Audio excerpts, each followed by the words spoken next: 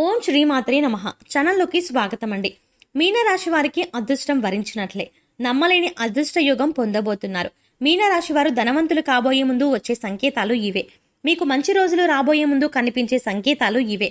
అయితే లక్ష్మీదేవి కటాక్షం పొందాలంటే మీరు ఇంట్లో చెయ్యకూడని పనులు ఏమిటి, వీరు అదృష్ట యోగాన్ని పొందబోతున్నారు అని చెప్పే శుభ సంకేతాలు ఏమిటి అనే విషయాలను ఈ వీడియోలో తెలుసుకుందాం. కానీ అంతకంటే ముందుగా మీరు గనక మన ఛానల్ని సబ్స్క్రైబ్ చేసుకోకపోతే వెంటనే సబ్స్క్రైబ్ చేసుకుని పక్కనున్న బెల్ ఐకాన్ నొక్కి ఆల్ సెలెక్ట్ చేసుకుంటే మేము ఇలాంటి వీడియోస్ అప్లోడ్ చేయగానే ముందుగా మీకు నోటిఫికేషన్ వస్తుంది. మీనరాశిలో జన్మించిన వారికి కష్టపడే తత్వం అధికంగా ఉంటుంది. ఎటువంటి పని అయినా సరే పట్టుదలతో పూర్తి చేస్తారు. మీనరాశిలో పుట్టిన మగవాళ్లు ధనాన్ని విచ్చలవిడిగా ఖర్చు చెయ్యరు. ఆచితూచి అవసరానికి మాత్రమే డబ్బు ఖర్చు పెట్టే ప్రత్యేకమైన లక్షణాన్ని కలిగి ఉంటారు. ఏదైనా ఒక వస్తువు కొన్నప్పుడు అది ఎంత ఉపయోగమో, అది ఎంత కాలం ఉంటుంది, దానివల్ల మనకు ఎలాంటి ప్రయోజనం కలుగుతుంది అనే ఆలోచనకే ఎక్కువ ప్రాముఖ్యతని ఇస్తారు. సూర్యనారాయణ మూర్తిని పూజించడం ద్వారా అనారోగ్య సమస్యల నుంచి బయటపడమే కాకుండా వీరు శుభ ఫలితాలను పొందుతారు. వీరు దృఢ సంకల్పం, కార్యాచరణ కలిగిన వారై ఉంటారు. అదేవిధంగా ప్రేమించే మనస్తత్వం కలిగి సంగీతాన్ని కూడా ఆస్వాదించే గుణాన్ని కలిగి ఉంటారు. అటువంటి మీనరాశి వారికి అదృష్టాన్ని తీసుకొచ్చే విషయాల గురించి తెలుసుకుందాం. ప్రతి ఒక్కరూ తమ జీవితంలో మంచి రోజులు రావాలని కోరుకుంటారు. లక్ష్మీదేవి కటాక్షం, సిరి సంపదలు కలిగి ఉండాలని, లక్ష్మీదేవి ఇంట్లో స్థిర నివాసం ఉండాలని ప్రతి ఒక్కరూ కోరుకుంటారు. మనిషి ఎదుర్కొంటున్న సమస్యల నుంచి బయటపడాలని ప్రయత్నిస్తారు. ఆర్థిక కష్టాల నుంచి బయటపడాలని, జీవితంలో ఉన్నత స్థాయిని చేరుకోవాలని ప్రతి ఒక్కరూ భగవంతుణ్ణి నిత్యం ఆరాధిస్తూ ఉంటారు. లక్ష్మీ కటాక్షం ప్రతి ఒక్కరికి లభిస్తుంది.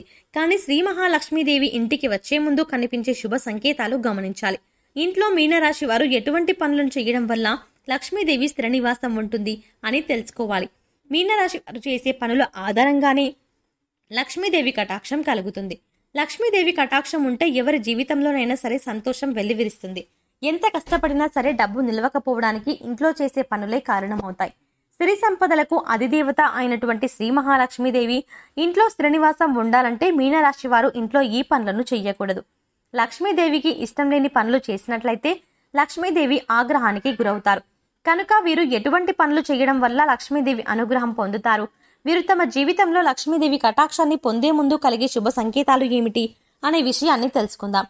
చీపురు లక్ష్మీదేవితో సమానంగా భావిస్తారు. చీపురును ఊడ్చిన తర్వాత పక్కకి పడవేయడం, కాళ్లతో తొక్కడం వంటివి చెయ్యకూడదు. ఇంటిని మొత్తం శుభ్రం చేసే చీపురుని కూడా పవిత్రంగా భావించాలి. చీపురుని ప్రత్యేకంగా ఒక ప్రదేశంలో ఉంచడం వంటివి చెయ్యాలి. ముఖ్యంగా చీపురుని ఇంట్లో నిలబెట్టి ఉంచకూడదు. అదేవిధంగా చీపురుని తిరిగేసి కూడా ఉంచరాదు. ఇంటికి వచ్చే అతిథులకి ముఖ్యంగా చీపురుని కంటికి కనిపించకుండా జాగ్రత్త పడాలి. కళ్ళకు ఎదురుగా చీపురు పెట్టడం వల్ల ఇంట్లో ఆర్థిక సమస్యలు వస్తాయి. చీపురు ఉంచే ప్రదేశాన్ని బట్టి ఇంట్లో లక్ష్మీదేవి స్థిర నివాసం ఉంటుంది.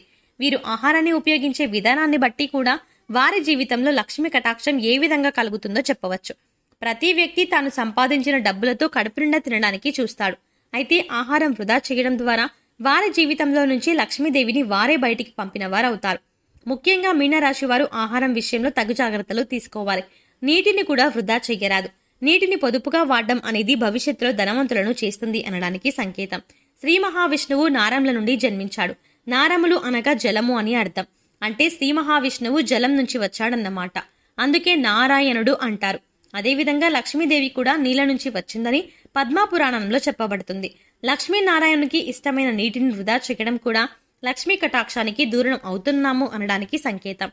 నీటిని ఎంతగా ఖర్చు పెడితే వారి చేతిలో డబ్బు కూడా అంతగా ఖర్చవుతుంది. కాబట్టి ఆహారాన్ని వృధా చేయడం, నీటిని వృధా చేయడం, కావలసిన ఆహార పదార్థాల కన్నా ఎక్కువ శాతం వండడం వంటి పనులు చెయ్యకూడదు.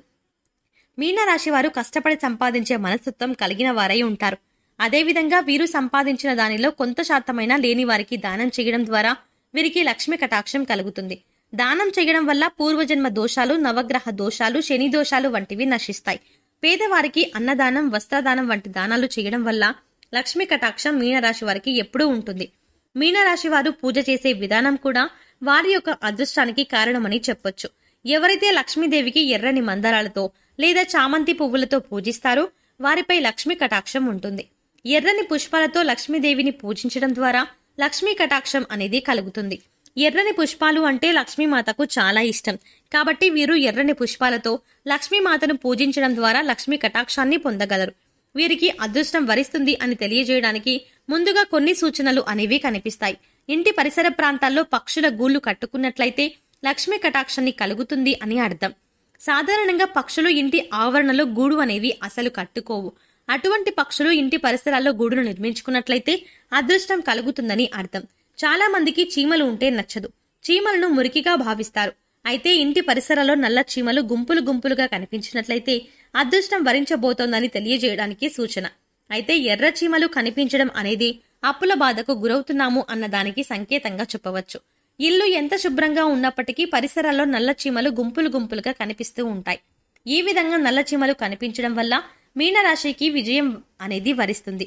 ముఖ్యంగా ఈ రాశి వారికి విజయం వరిస్తుంది అని చెప్పడానికి నల్ల చీమలు కూడా ఒక సూచన.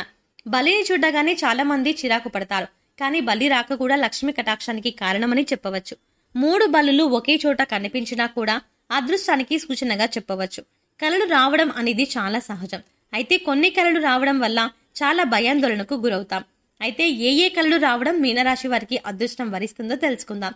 మీనరాశి వారికి అదృష్టం అనేది కలల రూపంలో కూడా సూచనలను తెలియజేస్తుంది. తులసి మొక్క చుట్టూ బలులు కనిపించినా, చేతిలో దురద పెడుతున్నా, ముఖ్యంగా కుడి చేతిలో దురదగా ఉన్నట్లయితే అదృష్టం వరిస్తుంది అనడానికి సూచన. అదేవిధంగా ఉదయం లేవగానే చీపురుతో తుడుస్తున్నట్లు కనిపించినా శుభ సూచకంగా చెప్పవచ్చు. కలలో పాము కనిపించినట్లయితే శుభ సూచకంగా చెప్పవచ్చు. 2 తలల పాము కనిపించినా అదృష్టం వరించబోతోంది అని సంకేతం. అదేవిధంగా కలలో చీపురు, గుడ్లగుబ్బ, పల్లి, పాము, ఏనుగు, గులాబీ పువ్వు, శంఖం వంటివి కనిపించినట్లయితే ఐశ్వర్యం కలుగుతుంది అనే దానికి సూచన. కొన్ని శబ్దాలు కూడా వీరికి అదృష్టాన్ని తీసుకొస్తాయి. ముఖ్యంగా కోకిల కూత వినడానికి ఎంతో వినసొంపుగా ఉంటుంది. మనసుకి ప్రశాంతతను చేకూరుస్తుంది. కోయిల కూత వినిపించే దిశ శుభ అశుభాలను నిర్ణయిస్తుంది. కోయిల కూత ఆగ్నేయంగా వస్తే నష్టమని, అదే కోయిల కూత సాయంత్రం లేదా మధ్యాహ్నం వినిపిస్తే శుభంగా చెప్పవచ్చు. మామిడి చెట్టు మీద కోయిల కూస్తూ ఉన్నట్టు కనిపించిన లక్ష్మీ కటాక్షానికి సంకేతం. అదేవిధంగా గుడ్లగూబ కనిపించినా, ఎదురు వచ్చినా కూడా మీనరాశి వారికి శుభ సంకేతం. ఇంటి నుంచి బయటకు వెళ్తున్నప్పుడు ఆహారం తింటూ ఏదైనా కుక్క కాని జంతువు కాని కనిపించినా కూడా వీరికి ధనలాభం కలుగుతుంది. లక్ష్మీదేవికి చెరుకును నైవేద్యంగా సమర్పించడం వల్ల కూడా లక్ష్మీ కటాక్షాన్ని పొందవచ్చు. శంఖారావం వినిపించడం ద్వారా కూడా అదృష్టం వరిస్తుంది. సో చూశారు కదండి, మీనరాశి వారికి ధనవంతులు కాబోయే ముందు వచ్చే శుభ సంకేతాలు ఏమిటి, వీరు లక్ష్మీదేవి కటాక్షం పొందాలంటే ఇంట్లో చేయకూడని పనులు ఏమిటి అనే విషయాల గురించి ఈ వీడియోలో తెలుసుకున్నాం కదా. ఈ వీడియో మీకు నచ్చినట్టయితే లైక్ చేయండి. మీ ఫ్రెండ్స్ అండ్ ఫ్యామిలీ మెంబర్స్ లో మీనరాశి వారు ఎవరైనా ఉన్నట్లయితే వెంటనే వారికి ఈ వీడియోను షేర్ చేసుకోవడం మర్చిపోకండి. ఇప్పటి వరకు మీరు కనుక మన ఛానల్ ని సబ్స్క్రైబ్ చేసుకోకపోతే వెంటనే సబ్స్క్రైబ్ చేసుకుని పక్కనున్న బెల్ ఐకాన్ నొక్కి ఆల్ సెలెక్ట్ చేసుకుంటే మేము ఇలాంటి వీడియోస్ అప్లోడ్ చేయగానే ముందుగా మీకు నోటిఫికేషన్ వస్తుంది. మరో చక్కటి వీడియోతో మళ్ళీ కలుద్దామండి.